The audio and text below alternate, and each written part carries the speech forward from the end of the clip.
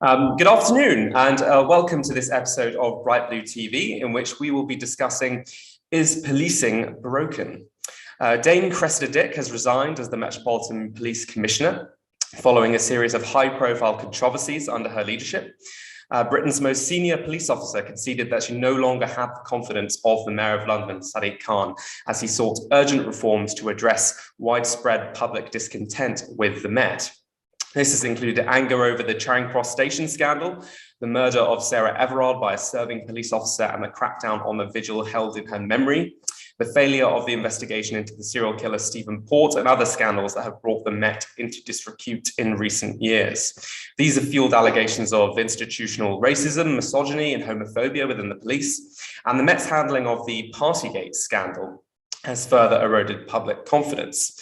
The pandemic has been a difficult period for the police after a period of sustained budget constraints, and the unprecedented crisis means that understandable mistakes will have been made. But there are nonetheless fears that the vital bond of trust between the police and the public is fraying. And policing in Britain faces a watershed moment. As the police also address important priorities such as knife crime and county lines drug smuggling gangs, as well as crimes online. How can the next Met Commissioner reform the police to repair public confidence and make communities safer for all members of society? Joining me to discuss this are the chair of the Independent Scrutiny and Oversight Board for the Police Plan of Action on Inclusion and Race, Abimbola Johnson, the Senior Assistant G1 Editor at The Guardian, Hugh Moyer, and the Professor of Policing and Security at the University of South Wales and a former police inspector with South Wales Police, Colin Rogers. We were due to have Lisa Townsend join us, but she's suffering from laryngitis, so we wish her a speedy recovery. If you would like to join in the conversation, you can do so via Slido by clicking the link in the YouTube description below, or by using the code BBTV. So Abby, you were at a Police Federation conference today. How would you describe the atmosphere? I thought it was really positive. I mean, for one thing, obviously they had reached out to me to ask me to speak to them, just to explain what the remit of my board was, how I was hoping from a scrutiny perspective to see involvement from the Police Federation and so on. So I thought they were very responsive. I think that they are interested in seeing the aim of the plan succeed, which is to create an anti-racist police service. And really it's just about the mechanisms of it, the role that they can have with it, and what support and resources they can offer. I mean, the Federation said that they had no faith in Sadiq Khan after the resignation of Cressida Dick. Is there any feeling that the police feel under attack, or you say it's quite positive? So that was the Met Police Federation, and I was at the National Police Federation conference. I didn't speak directly to the chief of the Met Police Fed who had released that statement, and I didn't discuss that aspect with them. I think you'd have to discuss that directly with them. But what I definitely would say is that the people who were present at the conference today were definitely invested in creating an anti-racist police force. Take from that what you will in terms of their kind of lookout and what we heard from that statement. That's good to hear. And Hugh, I mentioned some of the stories that have been in the news that have captured the public's attention.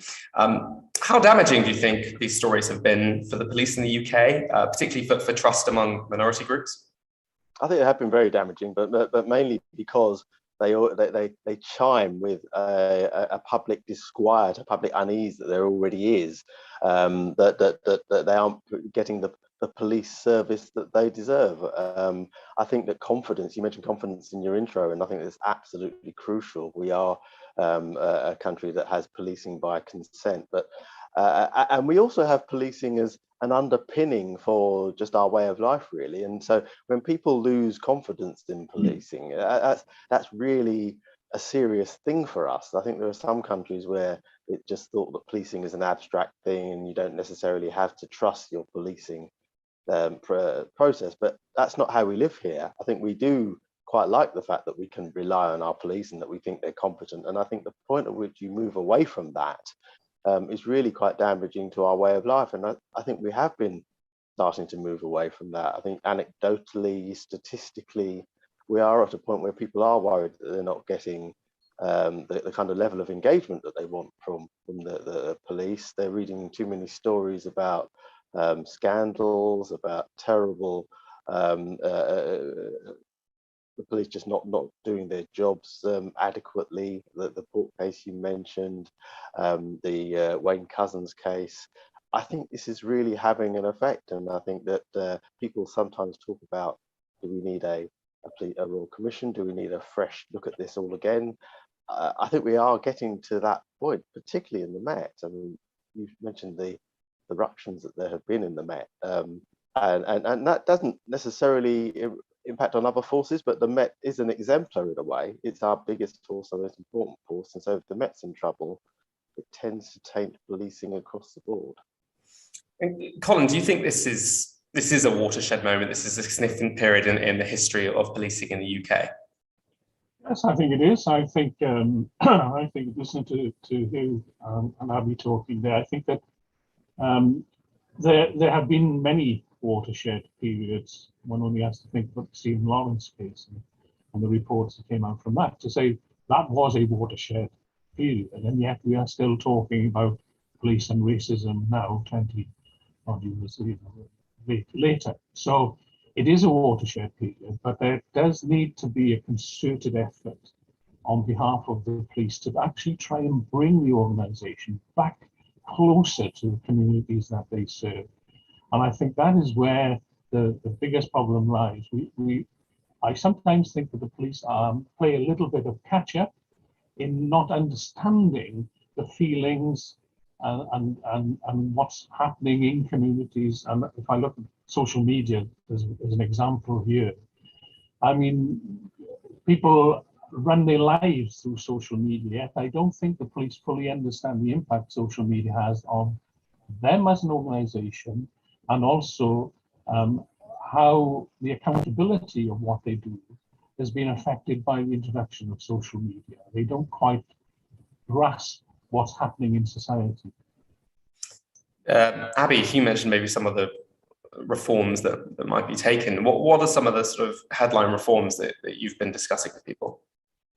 So there's 4 areas which are being specifically looked at in the plan of action, which is being drafted at the moment. And those are community engagement and relations, the use of power, internal culture and inclusivity, and protection from victimhood as well. So really they permeate through all areas of policing. And if this plan gets things right, it would be quite a radical reform of policing. But the question is whether or not it's going to be effective, whether it's going to have that engagement. And in order to do that, it needs things like the rank and file in policing to get behind it. It's not enough to have chief constables kind of agree to these things in principle. You know, that's why I spent time speaking to the Police Federation today. It needs that engagement from middle management in particular, who actually are very close to what's happening on the streets in terms of interactions between the police and the public. It needs more in terms of funding. So, you know, a lot of the effects of austerity has been to remove that relationship that you see between police officers and the communities that they serve.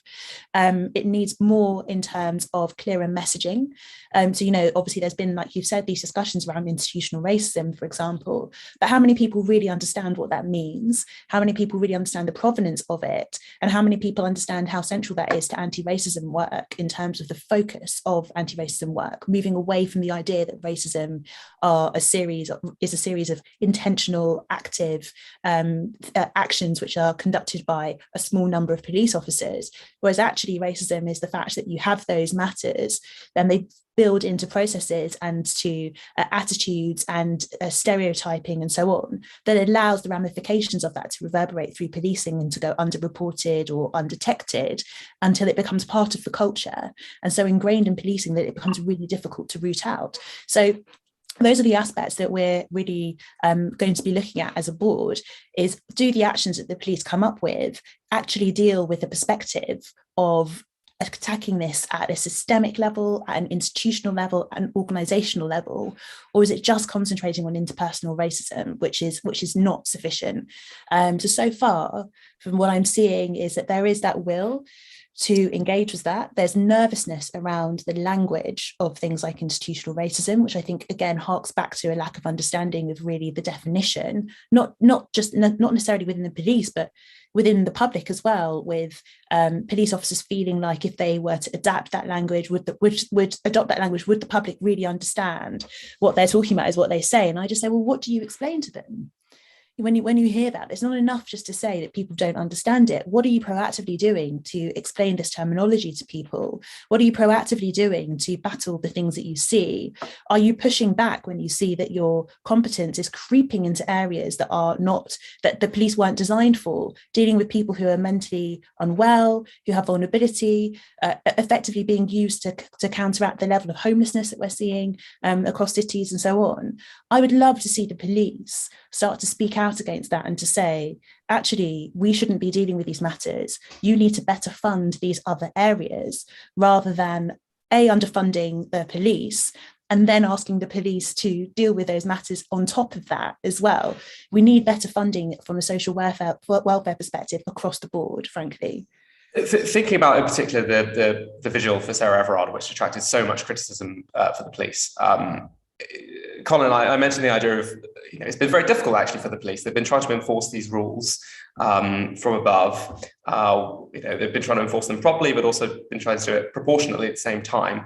From your sort of experience, what sort of toll do you think this would have taken on the officers as they've been trying to enforce these rules? I think it's been very difficult for a number of police officers trying to enforce the rules.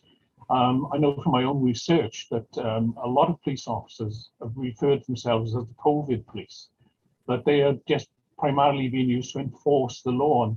And policing, although enforcing the law is a big part of policing, policing is not just about enforcing the law. It is about community engagement. It is about dealing with problems that are not necessarily legal problems involving communities, and they become involved in all sorts of disputes and so on. So the police being pushed into an area of purely law enforcement is a very bad thing in terms of the perceived legitimacy of the police by the public, because legitimacy, like beauty, is in the eye of the beholder. So if by police actions the legitimacy is damaged, then that is something that might take many years to recover. I think Colin makes a really good point there, particularly in terms of where police feel they are or have been during the pandemic, because having to enforce legislation that was in itself questionable has put them in a position where they're almost seen as being a police force again. As Colin, as you'll know, there's always this perennial argument as to whether or not what we need is a police force or a police service. And I think that in healthier times, the police has been seen as moving towards being a police service, but that implies a certain level of engagement and a certain relationship with the community. And you worry that having them over this period enforce rules or laws that didn't really have a public consensus did put them in a very difficult position.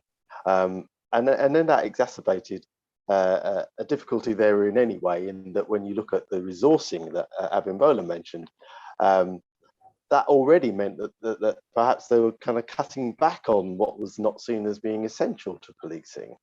And that's where your community engagement falls down. After the whole Macpherson-Lawrence process, it was seen as being really important that the police have a good engagement with all the diverse communities that they serve. But when the money runs out, then that sort of thing that's seen as being a second-tier priority is the thing that becomes a casualty of that.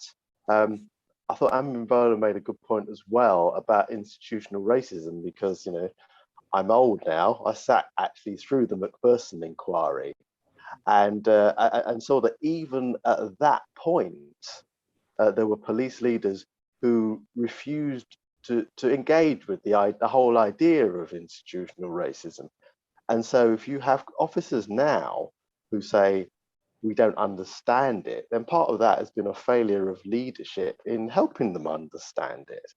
I've had police officers say to me, I don't want to be accused of being institutionally racist.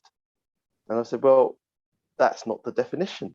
And it's not about you, it's about the entity and about the whole multiple decision that the entity makes and where and what the result of those decisions are. And so this is really all about leadership. As Amber said, if officers were to understand what it meant and were to be able to deal with it, they would at first, leaders would have to help to lead them to that, but they have actually failed to do that. The flip side of the vigil is Partygate, where the police have been criticised for not actually, enforcing the regulations, and of course that becomes very delicate because it's a political matter, and there's still a lot riding on whether or not the police decide to issue that fixed penalty notice on the Prime Minister that could decide the fate of his career. It's not a great position for the police to be in, is it, Abby? I mean, I think it's really difficult to comment on the ins and outs of Partygate because it's a series of operational decisions. But looking at it from the kind of public perspective, I think especially within like Black communities, there's that kind of anger, isn't there, around the initial stories that we heard around the way that the COVID regulations were enforced. And the fact that, for example, we saw the swiftness that there was to criminalise people from Black communities under those regulations. We saw things like, I forget their names, unfortunately, but there were the two sisters up north who had travelled, who had gone in the car just with themselves within the same household, and had gone in a car because one of them was having an anxiety attack to try to find a quiet area to go for a walk. And then they were fined under the COVID regulations because they had gone for a walk that wasn't within their local area. So we've gone from this really stringent and very punitive examples of enforcement prior to engagement being used with people who are from minoritized backgrounds to suddenly this kind of strange statement that we heard from the Met saying that they don't deal with criminality retrospectively, which makes you wonder, well, how else do you deal with criminality? Because we don't live in the Minority Report. So it's just like this, the way that things are explained to the public leaves this kind of spectre of difference in the way that these rules are applied. And then the lack of transparency over those decision making, but then also the actual evidence. Like there was one point where Liberty did a report on the prosecutions under the Coronavirus Act and found that I think pretty much every single prosecution which had been brought through the magistrates' court in the first few months were found to have been charged incorrectly, and the vast majority of them needed to be overturned. And then that when you looked at within those, there was a huge racial disparity in the number of people who were brought forward for those. And then we looked at the statistics around the use of stop and search, for example, in London, and how it actually increased during the first lockdown, even though there were fewer people on the streets. And so that the racial disparity increased during the first lockdown in the use of stop and search. And factually, the number of stop and searches also increased, as we saw in the HASC update for the Stephen Lawrence inquiry update. So I do just think that there is this real difficulty that we have in terms of the messaging, the evidence that comes out, and then also the communications that we see from the police in terms of their explanations for all these things, or even admissions around the mistakes that they have made.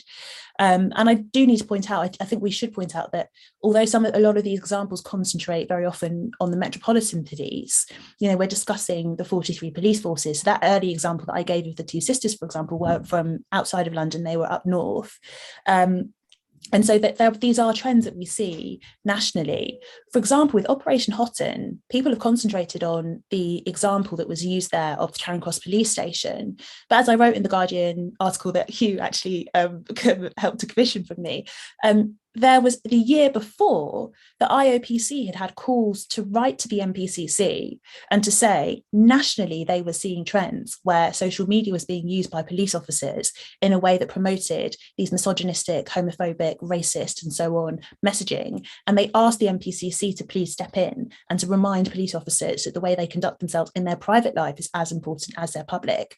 So these aren't just issues which are central to the Metropolitan Police. We see aspects of them across the 43 police forces. A lot of officers who are in senior positions have at some point spent time serving in the Metropolitan Police.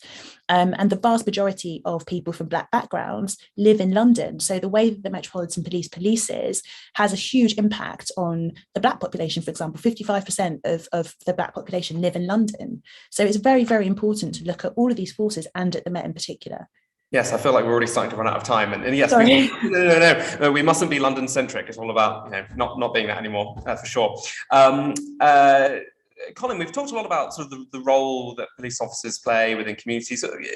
How do you think that role has changed in recent years? Of course, I mentioned the fact that there's more crime happening online, so police have to have more of a presence there. Yeah, how much do bobbies on the beat, as people say, how much do they still matter? Do they have that community function in order to sort of prevent crime? What's your take on that? Oh, that's a big question. But sorry, very briefly. but certainly technology has changed policing and the way the police interact with communities and the public. I refer back to my earlier point. I don't think that the police quite get their impact, and it's interesting to hear my colleagues here talk about the communication, because that is a big problem for policing. I don't think they quite realise that perception is reality for many people. Many people who do not have contact with the police will form their perceptions of what the police are like through the media, through social media, other people, and so on. So I don't think that the police quite get the impact that social media is having upon the community's perceptions of them. I think technology has played a massive part in the increase in the different types of crime and criminality that the police have to deal with.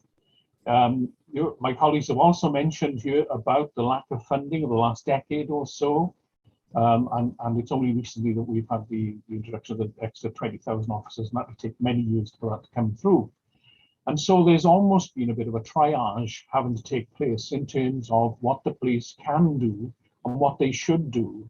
And it would appear that in terms of community interaction, community policing, the bobbies on the beat type of approach, that's the thing that has not gone to the wall, but has been reduced significantly.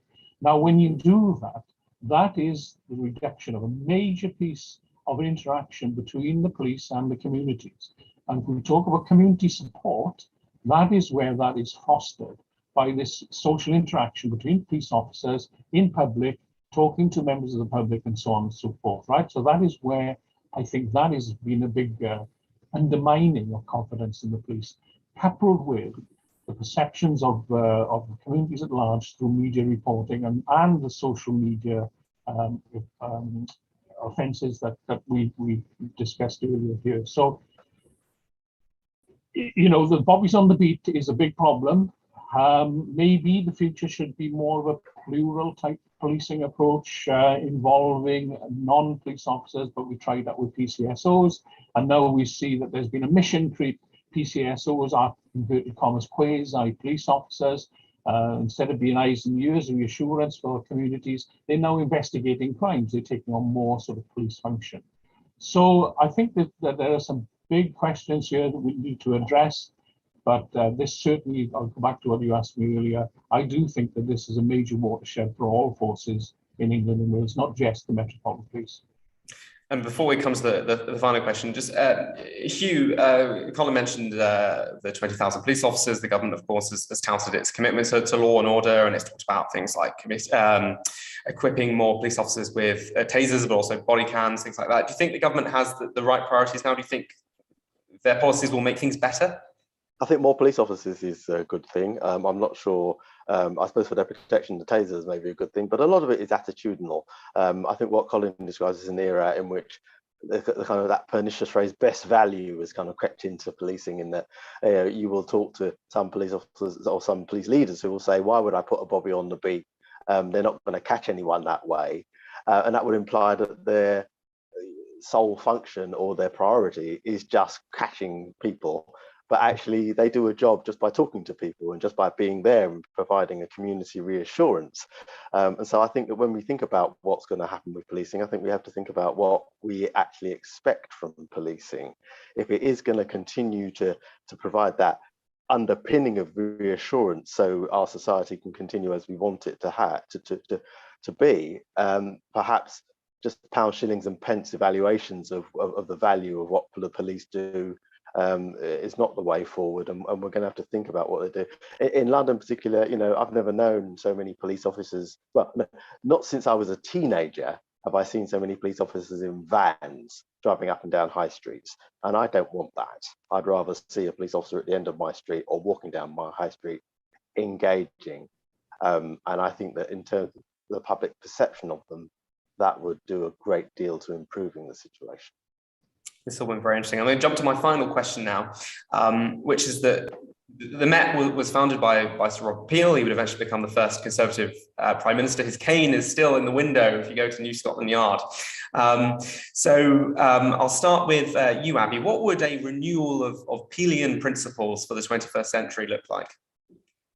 I think it's quite fascinating, like looking at what the Peelian principles actually are. It ties in with what Hugh was discussing around when do you know that you are properly reforming or when you have an effective police force. And Peel actually said whether the police are effective is not measured on the number of arrests, but on the lack of crime.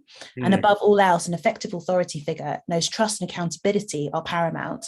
And he was most often quoted as saying, the police are the public and the public are the police.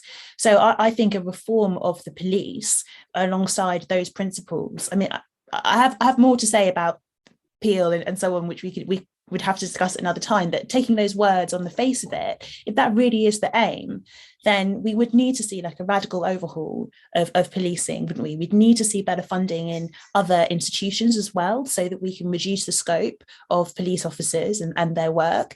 We would need to see more funding going into training. We would need to see more cultural competence amongst police officers. We'd need to see less of an us, of them and us attitude, which I think is what Hugh is speaking about when he talks about those vans. As a South Londoner, one of the things that I was really disheartened by was going to my local park and going to the parks that really had like the more diverse populations. I live on the border of Lambeth and Southwark, and seeing how there were huge bully vans, police vans that were stationed outside the parks of the more diverse areas. But then I walk over to Dulwich Park and, you don't see a police van in sight. So you have this very intimidating kind of military, almost like presence of the police in these diverse areas. You don't see that day-to-day interaction, one-to-one, approaching people on a human level that's really missing from policing. And that's not necessarily because of attitudes within policing, it partly is, but it is also because of these years of austerity and the fact that these resources have been taken away from those areas of policing, that there's been this move towards targets. So I would like to see a softer approach with policing, and I'd like to see an emphasis on prevention and cure rather than an emphasis on enforcement. So engagement over enforcement is what I would like to see. And Colin, what are your thoughts? Exactly. I mean, I was just really summed up a lot of my thoughts anyway. And the discussion about Peel is quite interesting because Peel didn't actually write these principles. And in fact, the first thing we see about these is about 1950 when they came up. And they're more or less a business process model rather than anything else. Yes, I would like to see more inclusivity involved in these new Peelian principles. I think that they could be more focused on harm reduction rather than just crime and disorder.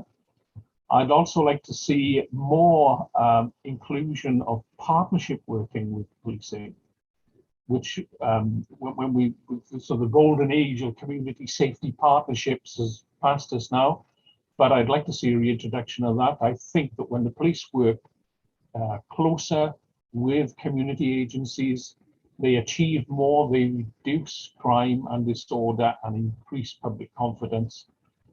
So I would like to see any new Peelian principles, shall we say, to include those kind of items. I also think that there needs to be a focus on lower middle management. Much of policing takes place away from supervision. And I think that sergeants, inspectors, those kind of supervisors really should be the area to focus on in terms of changing attitudes and cultures, as well as broad leadership beliefs as well. And finally, Hugh. I think leadership is absolutely crucial. I think if you think about the police, it's a strange entity, if you like, because there's so much power and discretion from employees at the bottom of the hierarchy, and so those at the top of the hierarchy have to be absolutely clear about what they expect from those at the bottom of the hierarchy, because those at the bottom of the hierarchy have so much power. So leadership is absolutely crucial. But if you want to encapsulate what people would give you, it's just that it's not a force, it's a service. It's absolutely a service. I think if you always have that in mind, and then it's not difficult to know how you want to calibrate our police. I think we do want police in our communities. We don't want them as a kind of abstract force, and I think I think that's what a new generation of leadership needs to have in mind, and crucially, that's what needs to be permeated down from the Home Office. Yes, that is a very good point, and lots of excellent food for thought for all of the candidates to replace Cressida Dick. Hopefully they have all of this in mind. Yes, that's excellent. Thank you very much for joining us today. Thank you, Abby, Hugh and Colin. Really appreciate your time, very grateful. Thank you to everybody watching, and I hope you have a very good weekend. Goodbye.